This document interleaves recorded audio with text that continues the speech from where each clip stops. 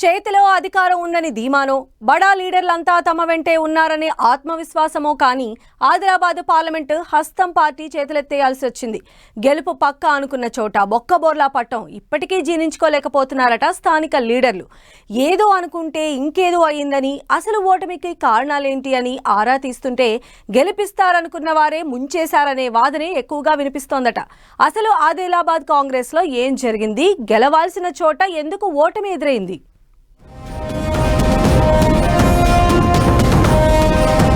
Adilabad parliament స్థానాన్ని సవాల్గా తీసుకున్నారు CM Revanth Reddy. BJP sitting స్థానమైన ఆదిలాబాద్ లోక్సభ స్థానాన్ని కైవసం చేసుకునేందుకు అధికారంలోకి వచ్చిన వెంటనే ఆపరేషన్ స్టార్ట్ చేశారు. ఆదివాసీ ఓటర్లు అధికంగా ఉన్నారనే ఆలోచనతో మంత్రి సీతక్కను జిల్లా ఇన్ఛార్జ్ మంత్రిగా నియమించారు.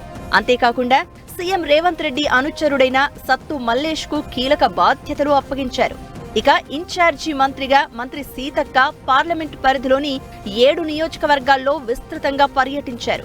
చేరికలపై ఫోకస్ పెట్టి వివిధ పార్టీల నేతలను జాయిన్ చేయించారు. సీనియర్ నేతలు ఇంద్రకరణ్ రెడ్డి, కోనేటి కోనప్ప, విఠల్ రెడ్డి వంటి చాలా మందిని తిరిగి పార్టీలోకి తెచ్చారు. అనతి కాలంలోనే పాత కొత్త నేతలతో ఉమ్మడి ఆదిలాబాద్ జిల్లాలో కాంగ్రెస్ బలమైన పార్టీగా ఎదిగింది.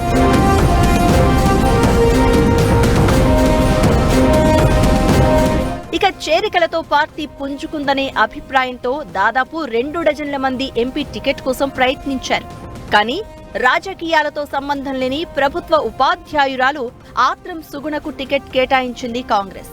గతంలో ఆదివాసీ ఉద్యమాలు చేయడం, మానవ హక్కుల వేదికలో క్రియాశీలకంగా పనిచేయడంతో సుగుణ అభ్యర్థిత్వంపై మొగ్గు చూపారు అగ్రనేతలు. పార్టీలో చాలా మంది ఆత్రం సుగుణకు టికెట్ కేటాయించడాన్ని వ్యతిరేకించిన మంత్రి సీతక్క, ఖానాపూర్ ఎమ్మెల్యే వెడ్మా బొజ్జు పట్టుబట్టి మరీ సుగుణకు టికెట్ ఇప్పించేలా ప్రయత్నాలు చేశారు. కానీ విపక్షాలు కాంగ్రెస్ అభ్యర్థి నేపథ్యాన్ని అస్త్రంగా మార్చుకుని సక్సెస్ అయ్యారు. లంబాడాలకు వ్యతిరేకంగా ఆమె పనిచేయడాన్ని, మతం మారడాన్ని విస్తృతంగా ప్రచారం చేసి కాంగ్రెస్ ను ఇరకాటంలో పెట్టేశారు. ఇదే సమయంలో మంత్రి సీతక్క ఎక్కువగా ఉట్నూరుకే పరిమితం కావడంతో మిగిలిన 6 అసెంబ్లీ సెగ్మెంట్లలో పార్టీని సమన్వయం చేయలేకపోయారని అంటున్నారు.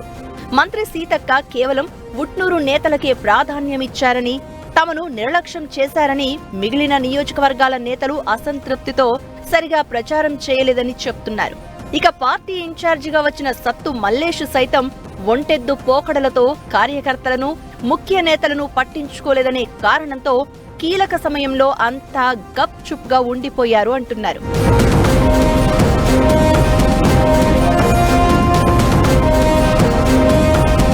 అసెంబ్లీ ఎన్నికలకు ముందు సెకండ్ క్యాడర్ నేతలతో నెట్టుకొచ్చిన పార్టీ పార్లమెంటు ఎన్నికల నాటికి బలమైన నేతల చేరికతో పటిష్టంగా కనిపించినా ఎన్నికల నాటికి సీన్ మొత్తం రివర్స్ అయిందంటున్నారు. బీఆర్ఎస్ నుంచి మాజీ మంత్రి అల్లోల ఇంద్రకరణ్ రెడ్డి, మాజీ కేంద్ర మంత్రి వేణుగోపాలాచారి ఎంపీ ఎన్నికలకు ముందే కాంగ్రెస్ లో చేరినా ఆ ఇద్దరు నేతల అనుభవాన్ని పెద్దగా వాడుకోకపోవడము ఓ కారణంగా చెప్తున్నారు. మరోవైపు ఉమ్మడి జిల్లాలో ఎంతో పేరున్న సిర్పూర్ మాజీ ఎమ్మెల్యే కోనేరు కోనప్ప, ముదోల్ మాజీ ఎమ్మెల్యే విఠల్ రెడ్డిని సైతం లైట్ తీసుకోవడం నష్టం చేకూర్చిందని చెప్తున్నారు.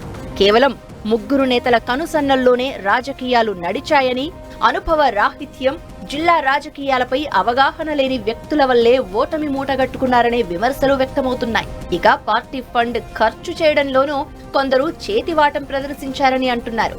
మొత్తానికి గెలిచే అవకాశం ఉన్న సీటును కాంగ్రెస్ నేతలు చేజేతులా వదులుకున్నారనే అభిప్రాయం వ్యక్తమవుతోంది.